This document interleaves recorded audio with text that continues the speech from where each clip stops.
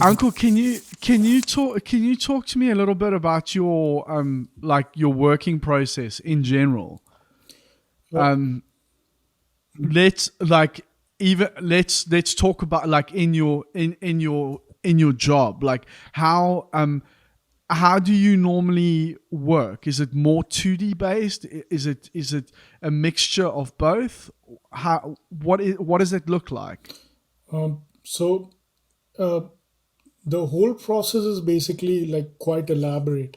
So when we start the project, first of all, we have to be very sure about what is the requirement, because the client has to be with us. We have to sit and we have to do like a little session that where we decide, okay, these are the things that we have to address, these are the points that we have to focus during the process, and what are the deliverables, because we don't know if someone wants to have it like 1:1 prototype, someone wants to just have the sketch phase or the ideation phase, what we call. So it completely depends on that. So when we have that, we start with the research. And for the research, we start with the brand itself, because that's someone who is ultimately going to consume it. And somehow, even if they don't have any clue about what they want, or something which they have never done before, still they want to see their reflection in that. So it's important for us to know about the brand or the client or whoever is giving us the project. We know it, and then we start researching the other side, like what's happening in the market, what we can do, where we can go, and what is happening now and what has happened. That's important. So we do that. Then we go to the research, to the ideation phase. We start doing the ideation. We are doing the exploration, all sort of exploration, and we make sure that in every step we are connected to the client or whoever is taking care of the project, because we, like I said, that as a designer we can think a lot, but not something which cannot be produced. So designers have this uh, responsibility that don't make uh, non-working fancy stuff. So you have to keep in track yourself and the process with the team. And also, if that thing is like, for example, it is going to be produced soon, or there's a technical team, you have to be with them. You cannot ignore them, because ultimately they are going to help you project your design, because they can be your enemies when you don't talk to them at all and you just meet them when you're finalizing the project, or they can be your friends when you take them through the process. So they can also guide you from the pain points and what are the things that you can actually take care of during the process. And yeah, then we ideation, sketch phase, and then we before we finalize, we have some directions. We go through these directions, and then when someone is like, okay, we want to go in this direction, maybe this is more uh, suitable for us, then we proceed with that. And when this is done, then we go for the, obviously, this, now there are a lot of things which are part of the process now, like for example 3D. And previously, like long ago, 3D used to start when you were achieving a certain level of design already in the process. But now I think 3D is something that even the designers, they start on their own while they're ideating, because that gives uh, a real idea about the product, what you're doing. It won't be a surprise for the 3D modeler, because we are making his life difficult if we just give him something that this is the sketch, make an awesome A class 3D model, and it's not easy for him, because I mean, you can understand that it's a nightmare for him, and we don't want that. And then obviously, if he's not getting it properly, then it again comes back to you, uh, and then you have to redo the whole thing.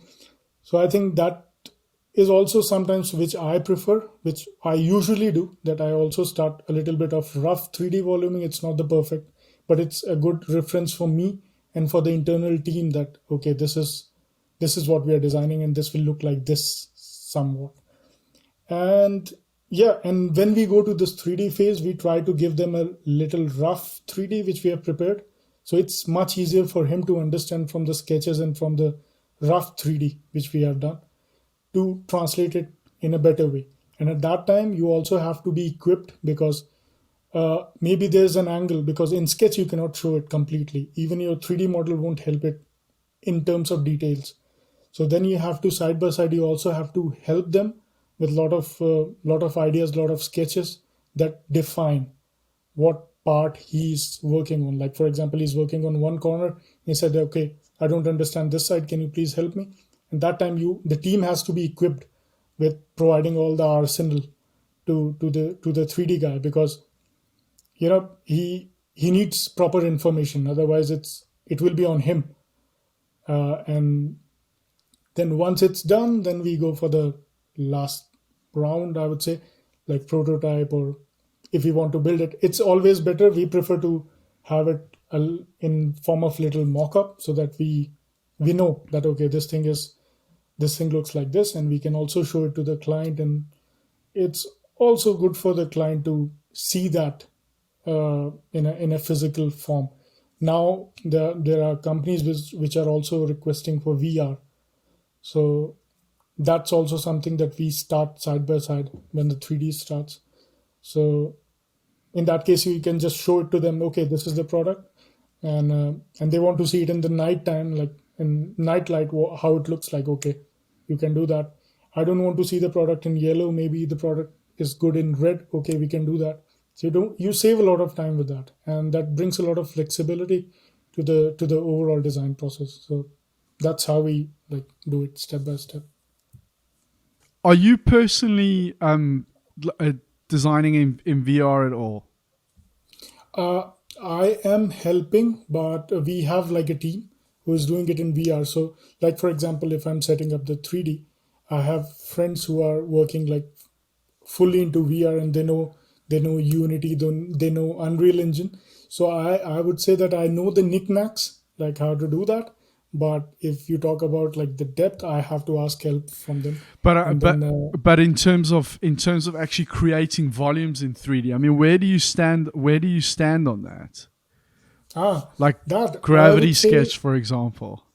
Gravity Sketch. Yeah, I've tried it. I've tried it multiple times. It's actually fun, and I was able to create a decent model. I would say not the perfect, but a decent one. And the thing is, for these things, you need practice, like for everything. And unfortunately, I don't have the device right now, but I'm looking forward to have it. And yeah, I think I'm good with it in a decent level. And when we talk about like not the VR, like the opposite, like the 3D in like Alias and Blender, I use like multiple mediums. I work on Alias, I work on Blender. I used to work on, I mean, sometimes I work on ZBrush also. That's a very fun software to do organic modeling. But I'm usually not doing my like office work in ZBrush. But it's only for trash in my mind, just to vomit it out.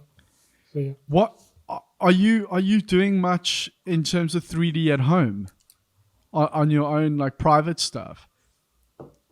Um, I would say that the my personal stuff, I only do it in my home because it gives like more flexibility to me. I usually do it at home. Uh, I try to like whenever I get time, I try to sit on it. It's it's like when you look at my Instagram, that's one funny thing that one of my friend asked me that why you're posting so many work in progress. I said because I never finish them. That's the problem. It's always like I do it half, and then I lose it. Ankur, let's talk a little bit about your 3D process. So you've recently done a couple of like Robo race cars on Instagram. What were those done in ZBrush or Alias? They were partially done in Alias, and then partially I did it in Blender. And How with does that work? it's I mean, there are a few hard surface parts which I don't need to like tweak. I just do it like in little pieces. And like for example, in Blender, I can do it much efficiently if I have to do that in Blender hard surface, and then I take that to Alias, where I do more of the how to say surfacing, because I think in Blender you don't have that much of control with the surfaces, but in Alias you have you can do a lot. So things which are very straightforward, I take it from Blender and then do it there. So and yeah, and apart from that, I have a lot of sketches which I have not shared it, because there are a few sketches. Actually, this is part of a project which now on our individual capacity we are doing it with Robo Race, with supervised by Mr. Daniel Simon. So Wow. we already had a talk. We are like few people who are working on it, and hopefully they will take it forward, and we do like build it properly, and maybe in VR or something, and then we can have we'll show it racing against other models and maybe Oh the robot. shit, Yeah, dude. That company is just doing such fucking awesome stuff at the yeah, moment. I like on another level. Like yeah, they just there's so many layers to what they're doing. You know, exactly. it's incredible. How did this come about? So I was working on this. Like I have this innate love for Robo Race, the whole concept itself. And Daniel Simon is someone like I really like admire for his all his work and everything.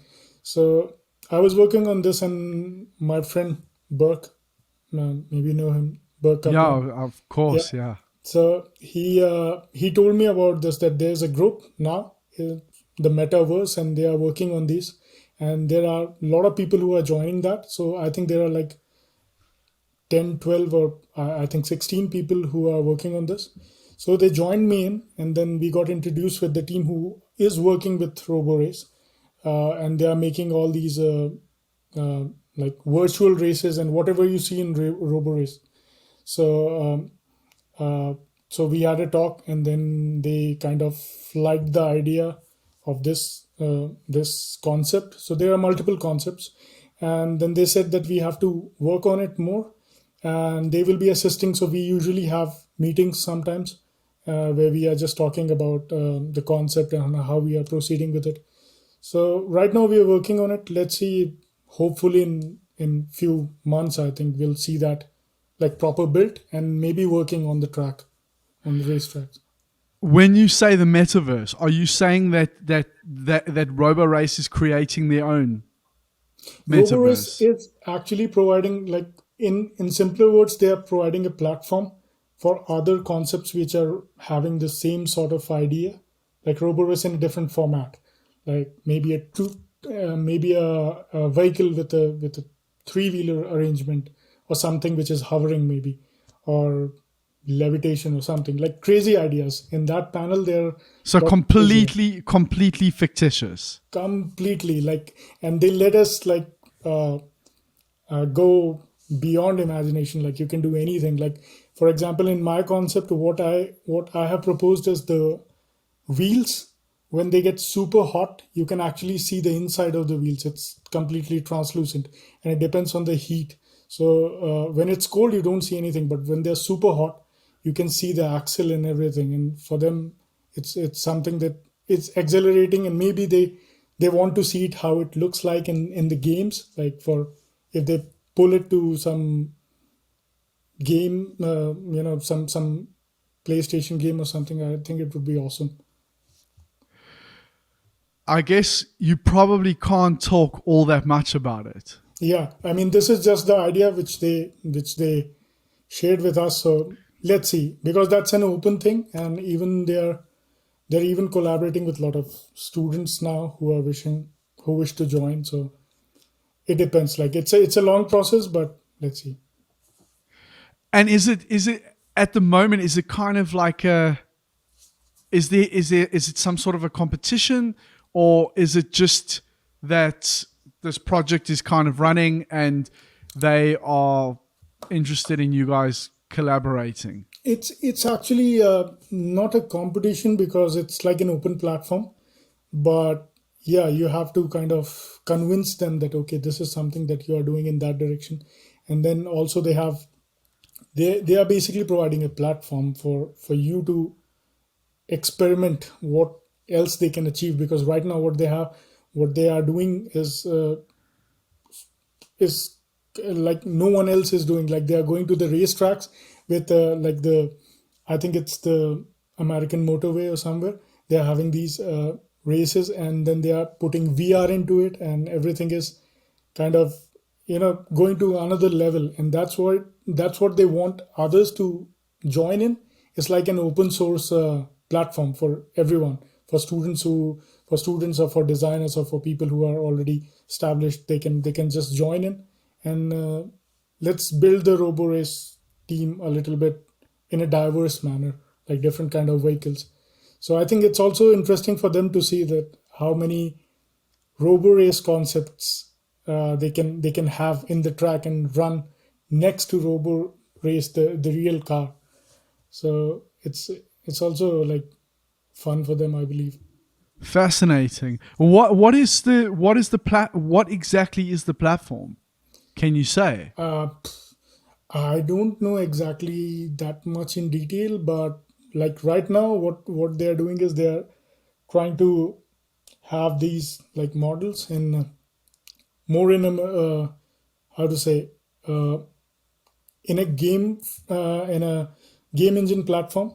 They want to drag it, and then they want to have their own specs which will be installed obviously for the basic functioning. And then I hope like we are talking to the engineers and to the technicians how they want to implement and what they want to implement, and then we can have these things running in VR, this whole concept. So, do you imagine that eventually, any of would these concepts be bought by them, or would it be a case of no?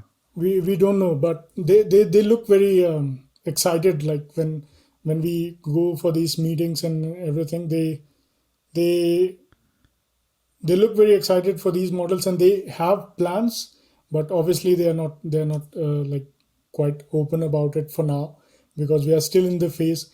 Maybe if they like maybe if they like one of the models or something, they want to build it like a prototype or something, and maybe they can do something with that. But Wow. for Okay. for now, it's like they're still kind of growing with that, I would say.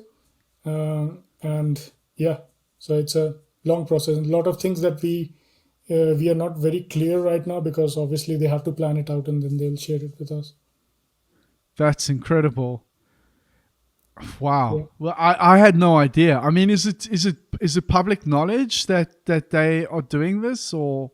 It's kind of open, because when they did the metaverse talks, I think it was on their page, and it was live, I think, to everyone. So they were introducing people with their concepts, and they were talking about it. So they have it in their YouTube page and also in their community. In their so they have made it public to everyone. So I think it's something that there's nothing that they're hiding for now. I'm definitely gonna. I'll link that in the video below, because that's really really interesting. I mean, it's kind of the next frontier, and they are.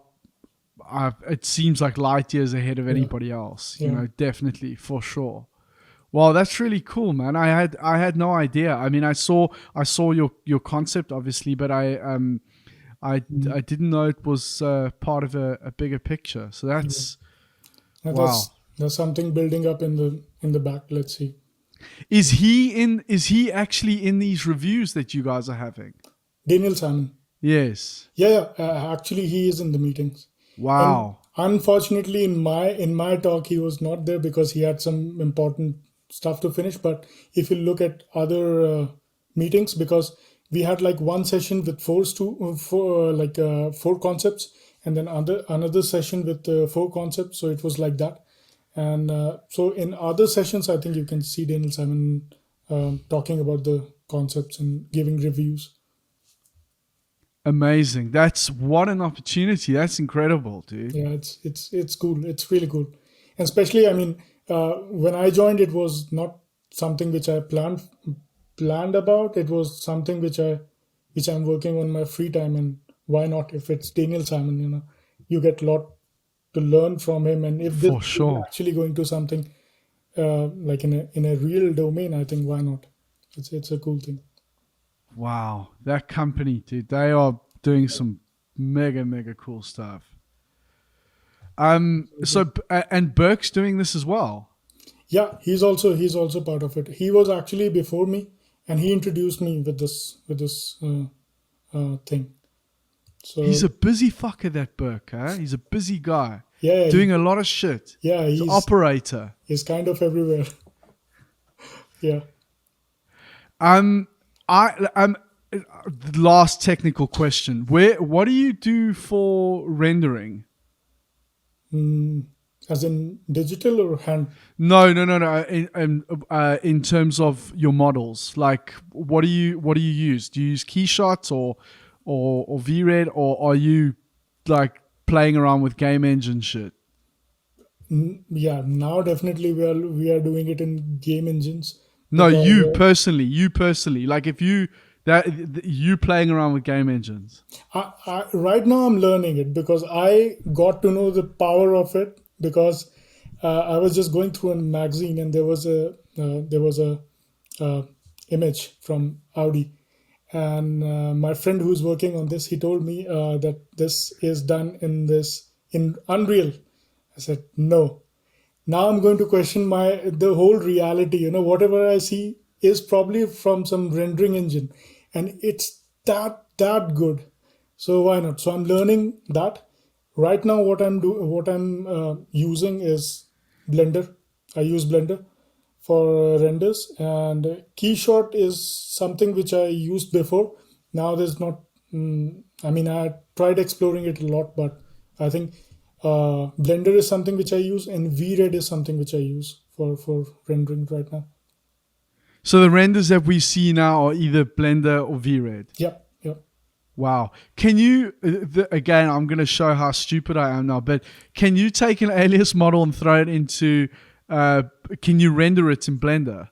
Yeah, you can do that, but there will be a little bit of like the exports you have to be very sure about, because Blender is Blender is a software of its own. It just doesn't take like even really good formats sometimes. So you can do that, but there will be a lot of settings that you have to do. So usually I prefer like converting it into OBJ or something like FBX. But the problem is that once you transfer it to Blender, you don't have the possibility of changing it. So you can just render it and just take it out. But Okay. apart from that, you cannot do a lot. You mean in terms of the geometry? Yeah. It's Okay. kind of frozen. It's just an object which you can take and render. Wow. Yeah. Well, you also pretty busy guy, dude. I don't know how you keep up with all this stuff.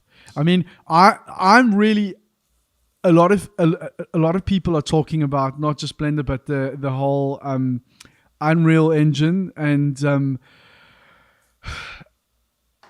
I don't know where to start with something like that. It's like it's monumental, and I have to say as well, like I kind of get why people are so excited about it, but I also haven't seen, at least not consciously, something that's blown my mind that's been created in Unreal. I mean, that you couldn't, for example, create in Keyshot or VRED. It's kind of like, I don't know how to compare it, but it's kind of like, if somebody's created if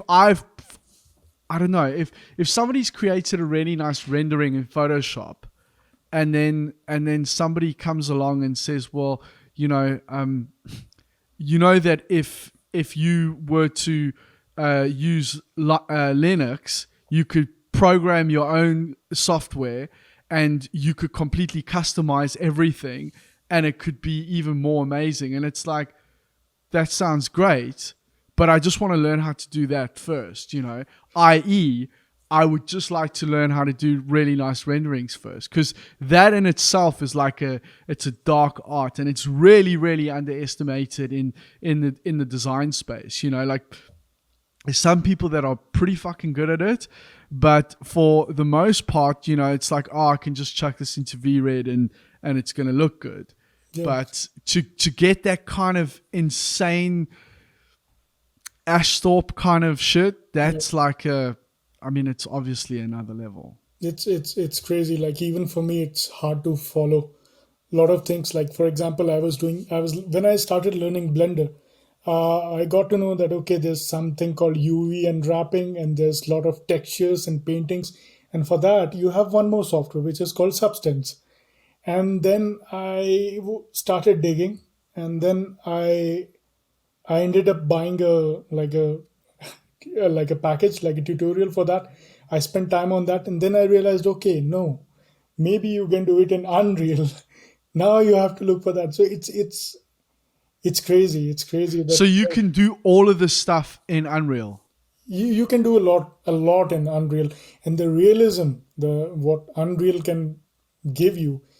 I mean, VW Group is working on a lot of their things, like whatever we see in the publications and in the media. I think that's from Unreal, and that was an eye opener for me. Like people are really pushing that much of quality.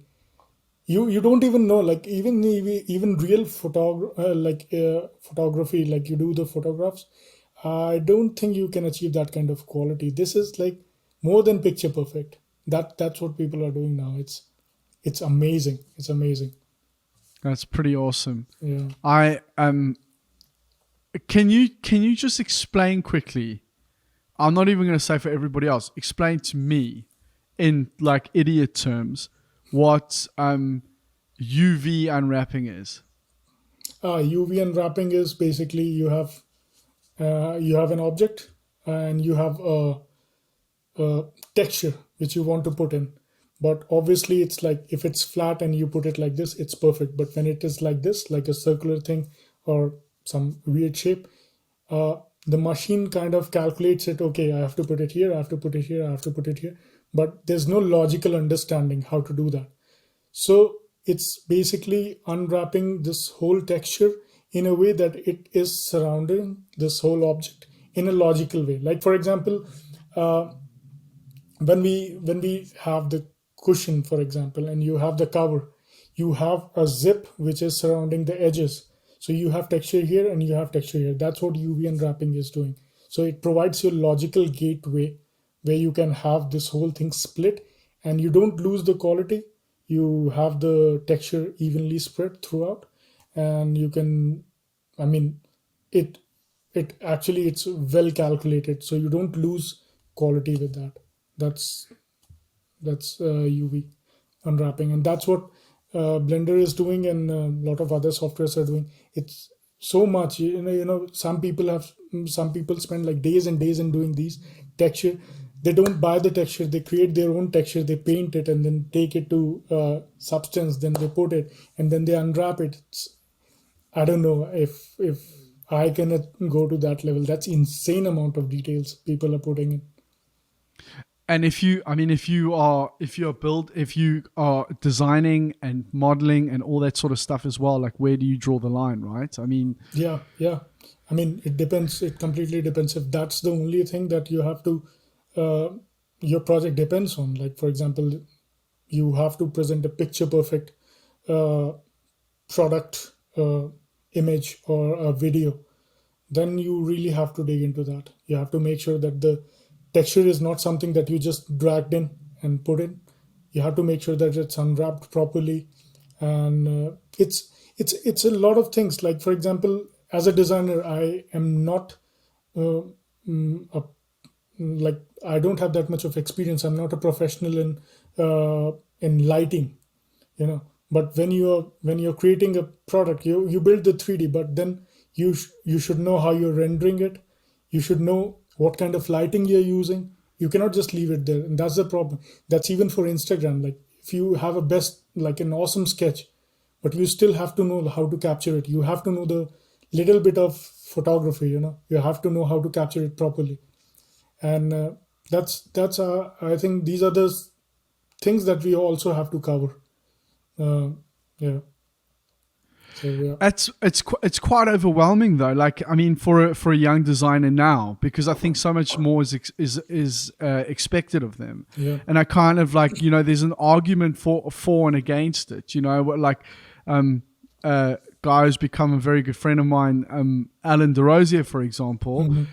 You know, he had a valid counter argument to that, because he said to, you know, he's also said, like, you know, to the manager that's demanding all of this of some young designer, he's like, do you know how to do that? Did you have to do that? And of Yeah. course the answer is no, Yeah. which is maybe not always the right attitude to have, but I think it can be really overwhelming when somebody It is just trying to learn how to sketch properly, and then on top of that they need to learn how to model it and visualize it, and potentially animate it as well, which is just, Yeah, like and most universities don't show you how to do that stuff. that's one thing that which also bothers me sometimes, because you know, apart from presentation is a very important process, a very important step, I would say. And when we are like, for example, when I made my portfolio, I had mostly key shot renders and VRED renders, and that too, like, not that quality. Now when I look at portfolios, or when I go to the degree shows, I see awesome animation, like the vehicle is running, and it's so the doors are opening and things are happening. I think that's crazy. That's crazy, and that's what people are also expecting now. So the bar of expectation, it's kind of raising high and high.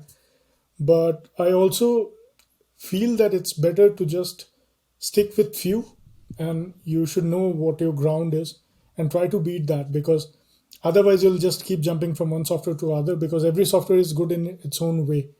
Maybe if you're good at ZBrush, okay, just do ZBrush and show your best. But if you try to be, you know, jumping from one to other, that I want perfect render, but I don't want it from this, I want to make the texture from here, I think that will confuse you, and you won't you won't perfect either, you know. That's what I feel. So don't get, for me it's better not to get lost with a lot of softwares. Like there was one time when I was too much into rendering softwares. So I tried Keyshot, and then I was into VRED already. And then I was thinking about there's a software called Houdini, and Yes. that you use for basically animation. And then I was like, okay, maybe I have to try this. And I went into the like I tried looking for the resource, and it was crazy. It's like a course. It's like a master degree. It's like another 1 year spent on this, and maybe it's not required. Yeah, I mean, it's that age old thing, you know, which I think can be quite anxiety inducing, because you want to push yourself as hard as, well, you want to raise the bar to a level that you stand out from the others around you. But at the same time, you know, you can, as you said, you know, if there for that one example on its own, you can spend the next year just trying to work out how to do that one Yeah. thing. And I think your advice on being able to, like, choosing one or two things and getting good at that, or focusing in on that, is probably quite useful. And I think I don't know how you would advise somebody how to find the thing that they need to do. But I think it's important to establish at least what it is that you want at the end of the day. If you're going to be a designer, then it's okay. You can say, okay, well, this is the tool that I like, and this is what I can communicate my ideas really well with that, and we can get it to a really nice level. And ultimately, somebody else can help me realize that in NURBS modeling, for example. But if you want to be a digital modeler, you have to learn Alias. Yeah. If you want to be a visualization artist, probably a good idea to learn the things that you were talking about now. Exactly. And I think I think with those things, at least, those are big questions that you need to kind of figure out fairly soon. Yeah, that's true, because that brings that brings in my mind one more question that people sometimes ask: what is the best software for design? Okay, that's a that's a non-answerable question. What's a good software for design? And if you break it down to what's a good software for 3D, it's a long list, whatever suits you. Some people find Alias good, some people find Blender good, some people find Rhino good, some people work in SolidWorks. I have seen people, like, some people say that, okay, SolidWorks is little outdated, maybe it's not following up. I always hate on SolidWorks, Yeah, but I'm sure there's some good stuff in it. And there are people who are making things happen because they know SolidWorks, because that is a very practical software. You can make things work whatever you want, a nut bolt, chisel, or axe, anything, whatever you make, you can actually produce that. And that's the beauty of that software. So I said that it depends, and that is also applicable for digital, for sketching, for rendering. It's not like you have Photoshop so you can start rendering it like everyone. It's not like that. It's even difficult.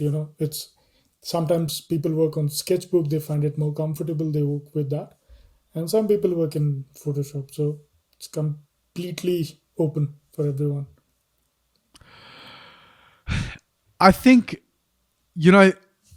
many years ago, I say many years ago, it wasn't many years ago, it was like 5-6 years ago, I was working for a supplier, and they were, it was basically just the shed, and it was work for a large OEM, obviously, but it was done at this the supplier, and they had a young engineer there that was really interested in learning how to use Alias, which is fine, but like, and the project manager was like, please show X, Y, and Z, please show this person how to use Alias. And I was like, I can do that, but it's like, the thing is, the person, if he's artistically inclined, that can be a productive situation. But, it's like giving, it would be the same as giving an accountant a paintbrush and saying, like, just show him how to use paint, just like open the tube, squeeze it out into the palette and take a paintbrush. And, it doesn't mean the painting's going to be any good, Yeah, completely. And that, I completely agree with that, because that's quite, I understand that happens a lot, that, okay, this is the thing and you do it the way it is. There's a design process is like a lot of ups and downs and a lot of requests and a lot of things that you have to do. Sometimes, like you said, like you mentioned, that something super good and you're doing that, but maybe that's a little old. Like, for example, people are working on Photoshop and someone comes and say, okay, there's a new software, I'm working on that, and look at the results. And then people start expecting that, okay, why don't you know this, and why not creating that? Because I don't know that software. I learned this one, and it's impossible for everyone to know everything.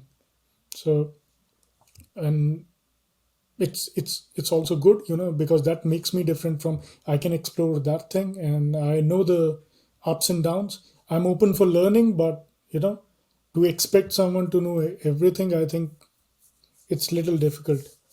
It's like, Yeah, and also it's, as you said, it's counterproductive because you just physically can't know everything, and it's also, you've got to ask at the end of the day, like, what is the benefit for everybody in knowing, like, especially if you were talking about like rendering, for example, yep. like drawing. I mean, basically digital painting. Hmm. If you've got your shit down in Photoshop, then it's not going to make you a better designer by going to use Procreate, for example. Exactly. Yep. Yep.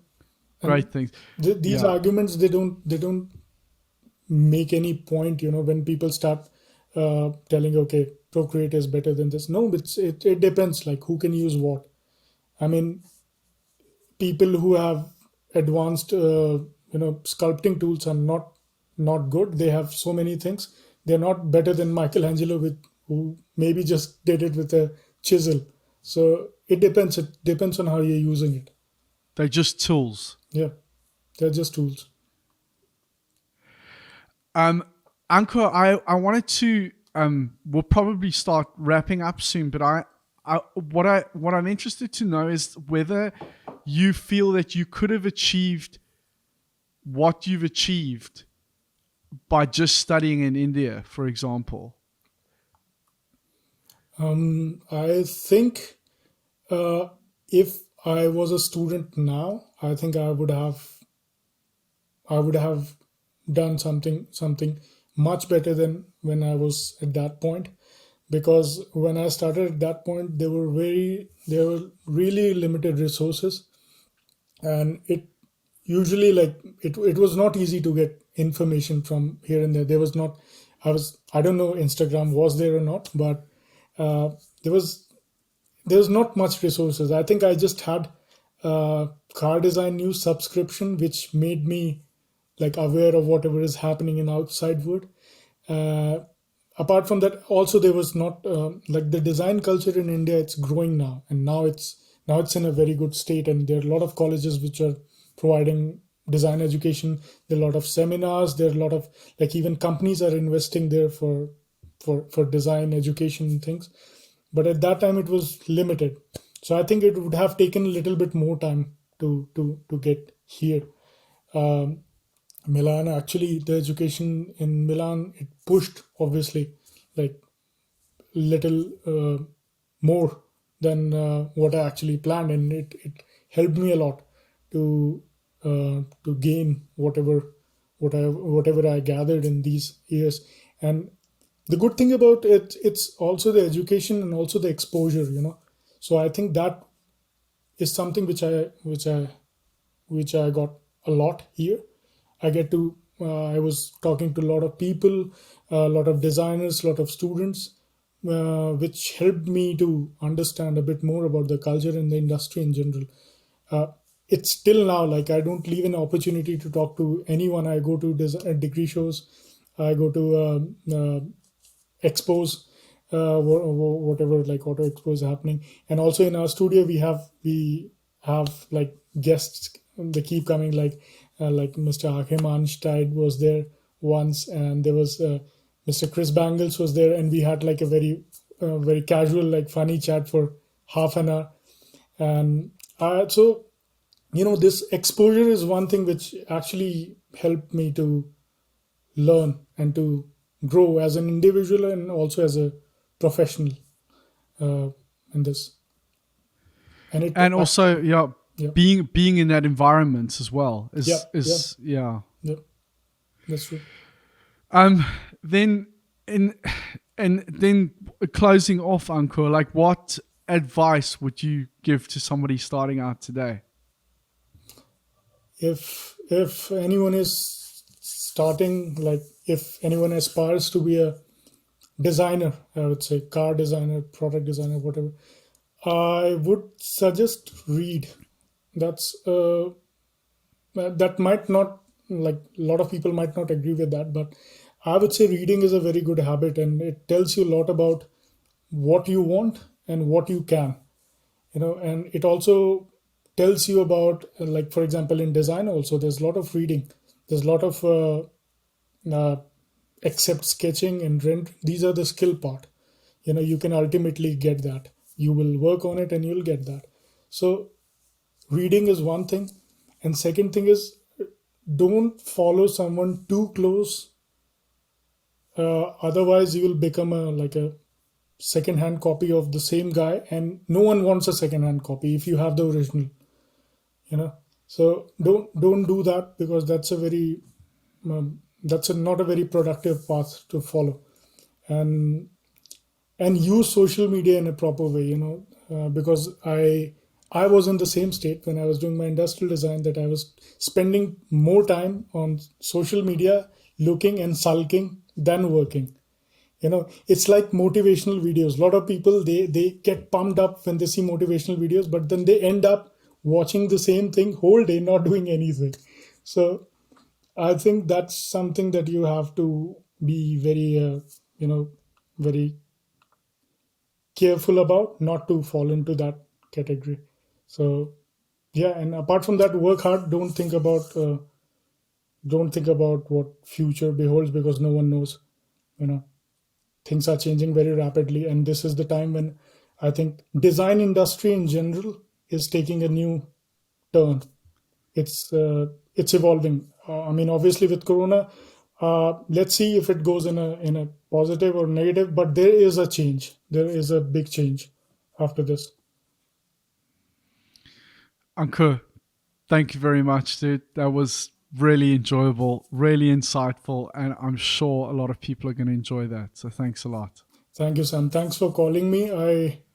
I'm actually in love with your podcast, because for me that's a really noble thing to do, frankly speaking, because you get to see and meet people, and the word is spreading, and everyone can see and understand their own different people who are already in the industry, and they can share their experiences. And design podcast is something which I feel is missing, which was missing, and now we have one. Maybe in future we have design stand-ups also. That would be also cool. So we can share our design jokes. Yeah, that would be really cool. Yeah, well, we've seen our first car design meme account spread up, so it's going to be maybe design stand-up would be really good. That would be design awesome. Stand-up comedy, a completely new thing. That only the niche can understand. Like the designers who are in Yes. design industry, they can relate with it. There's a lot of things Yes. that they can say. Alias crash messages, for example. Yeah. Yeah, Yeah. that would be perfect. Cool.